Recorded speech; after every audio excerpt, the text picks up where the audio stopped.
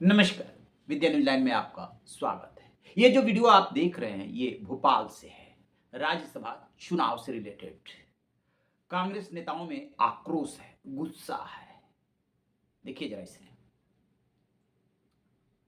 मुद्दा है कि कांग्रेस का वहां पर राज्यसभा का एक ही उम्मीदवार था, मीनाक्षी नटराजन।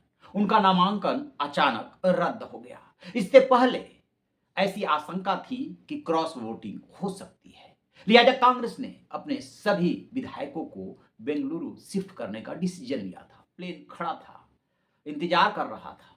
लेकिन उससे पहले ये खबर आ गई कि मीनाक्षी नटराजन का पर्चा रद्द हो गया, जिसे कांग्रेस वोट चोरी नहीं सीट चोरी बता रही है। कांग्रेस की आंखों के सामने बीजेपी ने उसकी सीट लूट ली, ये कहना है कांग्रेस नेताओं का। और चुनाव आयोग के सामने अब धरना प्रदर्शन चल रहा है। कांग्रेस के बड़े नेता वहां पर धरना दे रहे हैं। मामला क्या है? मामला पूरा कुछ इस तरीके से है कि राज्यसभा का चुनाव होना है। मध्य प्रदेश में 3 सीटें खाली हुई हैं। केंद्रीय मंत्री जॉर्ज कुरियन, बीजेपी सांसद सुमेर सिंह सोलंकी और कांग्रेस नेता दिग्विजय सिंह रिटायर हुए हैं। इन्हीं 3 नेताओं की जगह पे 3 राज्यसभा सदस्य चुने जाने हैं।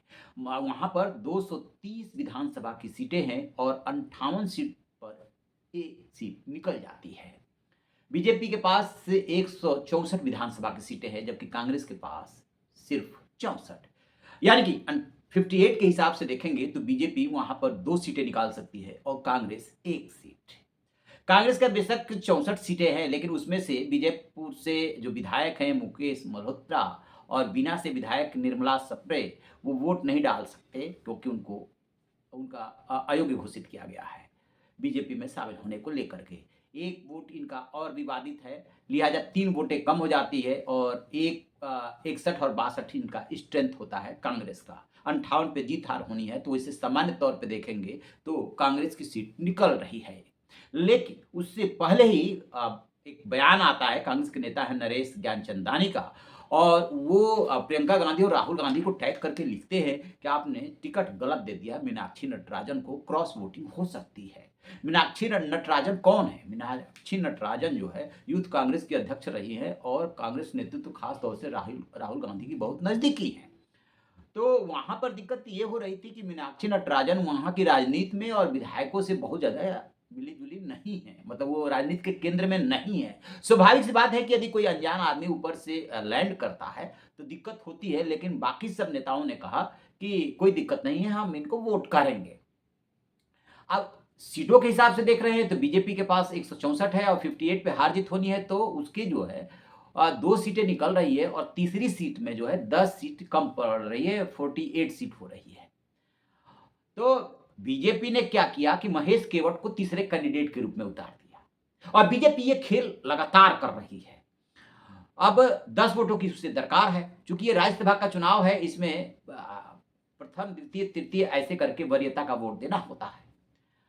तो बीजेपी इस आस में अपने तीसरे कैंडिडेट को, या जहां जिस राज्य की जैसी परिस्थिति होती है, एक अलग कैंडिडेट को उतारती है कि क्रॉस वोटिंग होगी तो उसकी सीट निकल जाएगी। जैसे ही बीजेपी ने महेश केवट को वहां पर उतारा तीसरे उम्मीदवार के रूप में, वैसे ही कांग्रेस में कोलाहल शुरू हो गया और कांग्रेस ने यह फैसला किया कि अपने सभी विधायकों को बेंगलुरु शिफ्ट करेंगे, नहीं तो पता नहीं बीजेपी कब तोड़फोड़ कर दे। उससे पहले क्या हुआ कि मीनाक्षी नटराजन ने मई 2025 में हैदराबाद का एक केस आता है, उनके और कुछ और लोगों के खिलाफ मानहानि का केस किया जाता है सीधे कोर्ट में। वहां से नोटिस होता है और नोटिस होने के बाद मीनाक्षी नटराजन के वकील अदालत में जवाब देते हैं। मीनाक्षी नटराजन ने जो अपना नामांकन किया और हलफनामा दिया, उसमें इस केस का जिक्र नहीं किया। बीजेपी को यह बात पता चल गई, उसने जो है रिटर्निंग ऑफिसर के सामने जो ऑब्जेक्शन दाखिल किया कि ये इन्होंने छिपाया है, अपूर्ण जानकारी दी है, लिहाजा इनका नामांकन रद्द किया जाए। और जो रिटर्निंग ऑफिसर होते हैं उन्होंने उसे कर दिया रद्द। इसके बाद हो गया भारी बवाल। अब चुनाव आयोग के सामने कांग्रेस का चल रहा है धरना प्रदर्शन। कांग्रेस ने इसे सीट चोरी बताया है, यानी कि उसकी आंखों के सामने बीजेपी ने उसकी सीट चोरी कर ली।